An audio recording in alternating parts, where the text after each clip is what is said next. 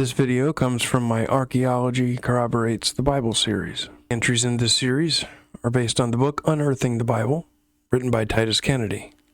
Kennedy looks at 101 archaeological discoveries that bring the Bible to life. Dr. Titus Kennedy is a professional field archaeologist, an adjunct professor at Biola University, a research fellow at Discovery Institute, and has been a consultant, writer, and guide for history and archaeology documentaries and curricula. Kennedy currently directs archaeological projects in Bible lands, and he has researched and photographed artifacts from around the world. Artifacts left behind from the vanished ancient world of the Bible have been found and recovered through archaeology. What is an artifact?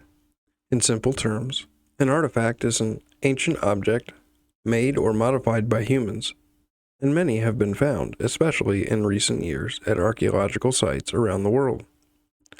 Artifacts include statues, altars, jewelry, weapons, tools, inscriptions, paintings, coins, scarabs, tablets, papyri, stelae, reliefs, and pottery, showcasing the artistic and technological prowess of the ancients. But more importantly, artifacts tell stories of the past. They serve as both visual and informational aids that provide insight into that ancient context and toward an accurate understanding and interpretation. The Bible is a collection of books written millennia ago in places and cultures far removed from modern readers, but artifacts can give us essential knowledge of the ancient world and help us avoid the problem of unconsciously or inadvertently viewing a passage or book in the context of a modern society and time. Because the Bible contains stories from the ancient world, written in a style different than the method of modern historians and paired with theology, many have assumed that the narratives in the Bible are myth, legend, and propaganda instead of accurate history. In fact, the majority of scholars, most media and educational sources, and many in the general public regard the Bible as a fairy tale and frequently portray it as unimportant or irrelevant beyond literary and religious studies. For years, the Bible has been routinely attacked and disregarded on the basis of history or archaeology. And yet, when people look into what archaeologists have unearthed, a different story comes to light, showing that instead of fiction and fairy tales, archaeology indicates that the Bible preserves an accurate recounting of the history addressed in its pages. Specifically, hundreds of artifacts from the distant past have demonstrated the events, people, and places in the Bible to be historical.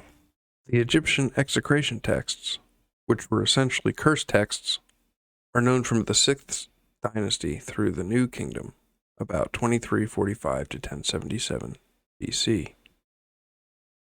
These texts from the 6th Dynasty, consisting primarily of the names of enemies of Egypt, including cities and personal names, were typically written on statuettes, bowls, and tablets that were shattered. The ritual of breaking these texts with the names of the enemies and then burying them was a type of sympathetic magic intended to curse and destroy the people and places written on the texts. Clay figurines or statuettes shaped as humans, with the enemy names written in black or red ink, were the most common form of Egyptian execration texts. Over 1,000 of the figurines and bowls have been excavated throughout Egypt, demonstrating how common the practice was over a period of several centuries. The ceremony involved crafting the curse object and writing the names of enemies upon it, smashing the object, and then destroying and desecrating it with other methods such as spitting, trampling with the left foot, stabbing with a spear and a knife, placing the object in a fire, and finally burying the pieces. At a few sites, evidence of the execration ritual was even discovered in conjunction with human and animal sacrifice, such as at Avaris in the 18th Dynasty, including severed heads, fingers, and the remains of 2 men. During the Middle Kingdom, this practice was especially prolific, and the execration texts are an important source of information about the names of cities and personal names used in the Canaan region.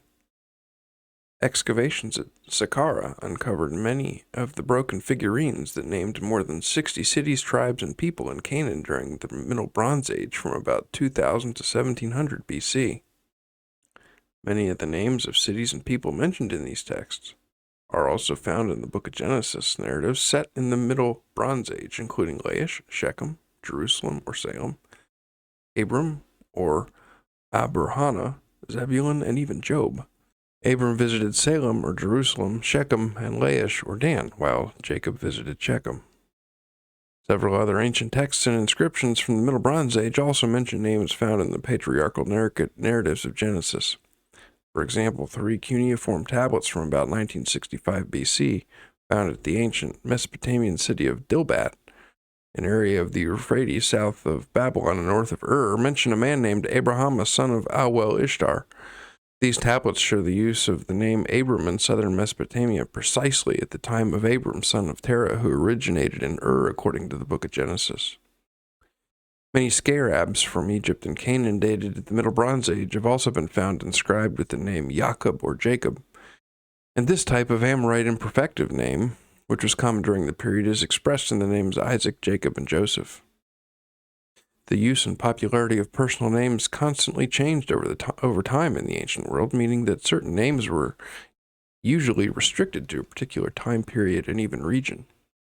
While city names often stayed the same for centuries or millennia if people continued to live there, in certain cases the names would be changed or modified, such as Salem to Jerusalem and Laish to Dan. Therefore, several personal names in Genesis that are known archaeologically from the Middle Bronze Age sources, combined with the place names that changed after that period, suggest that the stories about Abraham, Isaac, Jacob, Job, Zebulun, and others are situated historically in the period of approximately 2000 to 1600 BC, which corroborates the biblical timeline. Genesis 12:6, Abram passed through the land as far as the site of Shechem.